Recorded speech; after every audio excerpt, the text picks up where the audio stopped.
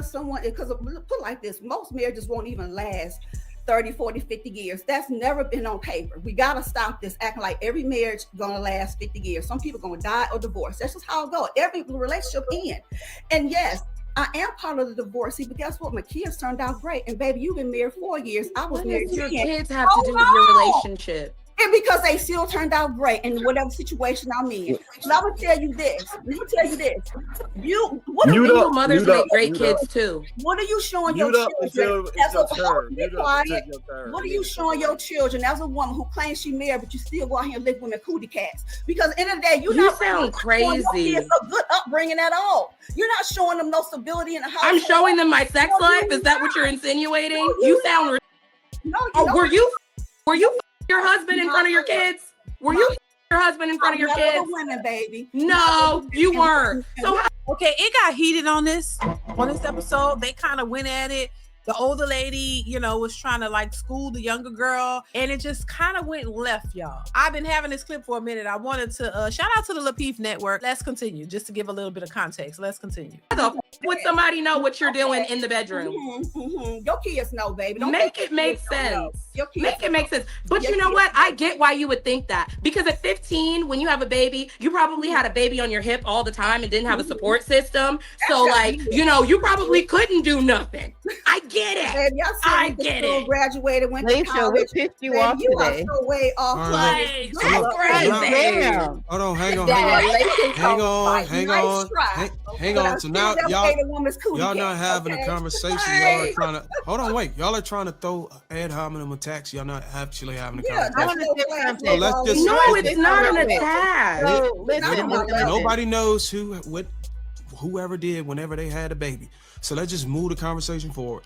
I think Boheen wanted to interrupt, and I think Sweeney wanted to support. And I think Sweeney wanted to go next, or whatever. That's why we could learn. Sweeney, you don't want to had a divorce. Okay, because he got it like. Yes, what not to do. You're absolutely right. What not to do. Right. Okay. Nice try. But you're not on my list. Like I said, bring it down. Let's chill. But it's like you making it seem like a new question, and we can take it to both. You're not on my level. Take it to both. Okay, lady, you never will. Y'all, both of y'all mute up for a second. We'll come back to y'all after y'all cool down. Bo, do you think that sexual freedom has been beneficial or harmful to women? And then Lady Ty and Damn, what about me, nigga? Can I go first? I gotta handle something. I'm sorry, Bo. Say it again, real quick. Do you think sexual freedom has been beneficial to women? Damn. Or detrimental? Why you can't just say sexual promiscuity? Well, the answer obviously is no, because I believe in a 2-parent household, because the kids need both parents. They need two different sides of the world, the brain. You can't get everything from a lady. You can't get everything from a man. And I'm tired of hearing people say that this could happen and it's successful. It's not. These kids are lacking things today from having single parent household, whether it be the man is raising the kids or the female raising the kids. I don't give a damn.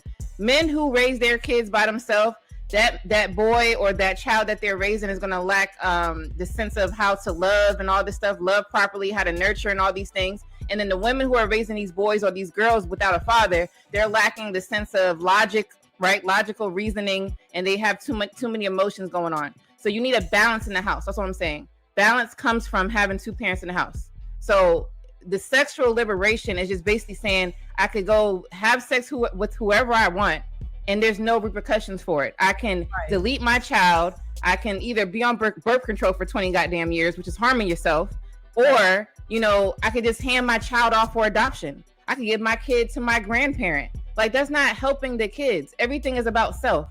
What's wrong with like making it more? We talking about household earlier. Worry about your own household. So you're not worrying about your own household at all. You're actually f***ing over your household by keep thinking that you could just have sex and nothing's gonna happen. Sex was made to have children. I do understand it's a pleasure with that. But sex was made to have kids. That's the whole point of it. So that's why they created these condoms and these birth controls to help us eliminate it. And they created the Plan Bs. But that's not what it's for. It's made to keep having kids and populating the world. So I'm saying that this sexual liberation should be, you should be sexually liberated in your marriage. That's it. Not just having sex with anybody that you want to. That makes no sense. And it seems like the women are the problem in this whole conversation. It's all about what women want to do. They want to open their legs. Remember, and if we keep our legs closed, none of this be happening. All these issues that we're talking about, it won't be happening. I don't care what man wants to have sex with you. If you keep your legs closed, then we would be fine. But it seems like women just want to open their legs, and we was born. That's what it seemed like. And basically marriage, and we can just do whatever we want. That doesn't help anything. It destroys the world. So, Lady Dot, it sounds like you're very passionate about this. Darwin. Boheme, interrupt when you want to. Go ahead. Yes, I'm passionate about it. The only reason why I was asking that is because it sounds like you're like the if you listen to this panel, you and I think Dr. Lady O, maybe Todd, are like the last of a dying breed that's trying to continue to make that push. But I think it's safe to say that the reason why you're doing it because you've probably figured out, maybe based off research, maybe based off your experience, that still pushing the envelope on marriage and nuclear family is the best or optimal position for people in society as far as success or outcomes when it comes to economics, overall well-being of a particular demographic or group. And that's what it sounds like to me, and I think that's the reason why you're doing it. But then you have some people. It's better to do things together because ain't nothing successful with just one person. We already know billionaires have a team. It's not just, oh, I became a billionaire by myself. That does not happen. You have people working for you. You have people giving you wise advice. You have people loaning you money, whatever it is that's helping you get there. You don't do shit by yourself. You got viewers, you got fans. All of that stuff is by a team of people. There's no way in the world you're going to get anything solo. And, a lot of the women who, say they're doing it by themselves are lying. They're not really doing it by themselves. We know this, the government assistance is helping you. Some a roster of men helping you. You got, family members helping you to watch the kids while you go to work. You over here finessing a bunch of, simpish men to get some extra help for what you need. You know what I mean? It's never a situation where you're doing it when it comes to women. When you're doing it completely by yourself, you get Section 8, you get food stamp government assistance, even though they're crashing out on these food stamps because they can't get junk food. Well, I don't know if y'all saw that crash out video. They crashing out because they can't get the snacks. So they're cutting that. But, it's never a situation from my experience and what I've seen from women who are completely doing it by themselves. You have some support, you have help in one way, shape, or form. It's not you really getting it out the mud all by yourself. No, it's always somebody helping. So I agree with her on that they're not doing it by themselves. And it's always better to have, two people working together. Y'all not working against each other. You working together for a bigger goal, a bigger cause. It's always better in that way, in my opinion. Let's continue. Yeah, but the challenge is you got to look at what women want. Pearl, women want. Hey, I was told I could. I was told I could go off. And I was asked a question before you got back. So what? I was asked. Oh, sure. Okay, sorry. Yeah. But anyway, y'all, so that was just crazy. I think it's too much promiscuity happening. And I just think it needs to, taper off.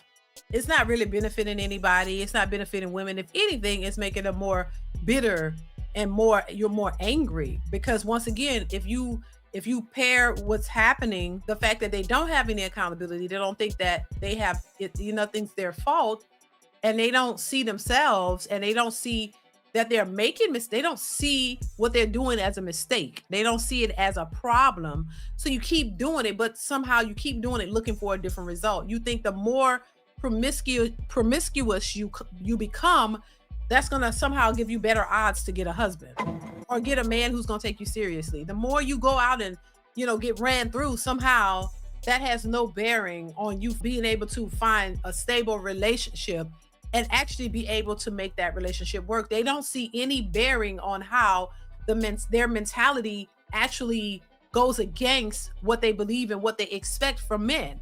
They don't see the comparison. Just like a lot of women try to tell men how men need to be men and how men should do stuff and what they should. And this, you can't tell no man that. That's what I said a long time ago. Because somebody was like, "Oh, she's trying to tell men how to be." I've never claimed to tell a man how to be a man. I'm not a man. So I completely disagree with women trying to tell men how to be men. You're not a man. I can't tell you how to be. I don't have balls. I don't have a scrotum. You know what I'm saying? I don't know what, I don't have that. So I'm not built like a man. I don't have man parts. These women literally be trying to tell men how to be a man. And then as soon as a man tell you, "Oh no, men don't think like that." Well, I don't think like men don't do.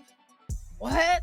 They don't even know themselves, but y'all know what it is to be a man. And this is why it's so weird to them when they hear men actually speaking out. And I do think they got to stop being promiscuous and going out here, because that ain't benefiting them. That ain't helping them one bit. That's not helping you going out, just hopping on all these D's.